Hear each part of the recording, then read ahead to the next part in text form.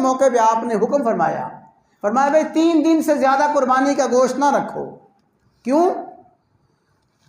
صحابہ فرماتے ہیں کہ اس سال ایسا ہوا کہ مدینہ کے آس پاس کے لوگ بہت بڑی تعداد میں مدینہ منورہ میں آ گئے، کوئی وبا ہوئی یا کوئی قحط سالی ہوئی تو خاص مدینہ شہر میں باہر کے لوگ بہت کثرت کے ساتھ آ گئے۔ اس وقت ضرورت تھی اور اس وقت محتاج اور حاجت مند زیادہ تھے۔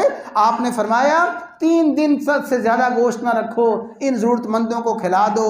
تو اصل قربانی کا حکم، گوشت کا حکم یہی ہے کہ اس سے زیادہ ضرورت مندوں تک پہنچایا جائے، جن کے ہاں قربانی نہیں ہے ان کو قربانی کا گوشت پہنچایا جائے۔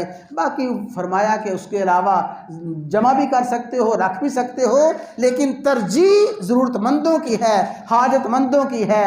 گویا قربانی اللہ تبارک و تعالیٰ کی طرف سے ضیافت ہے، اس کے مستحق بندوں کے لیے، اس کے محتاج بندوں کے لیے اللہ تعالیٰ ضیافت اور قربانی کی صورت میں دعوت کرتے ہیں اپنے بندوں کی۔ تو اس لیے بھئی یہ مخلوق خدا کو کھلانے کے لیے ہے، کھانے کے لیے ہے۔ اللہ تبارک و تعالیٰ توفیق عطا فرمائیں، اور فرمایا کہ قربانی خوش دلی کے ساتھ کرو۔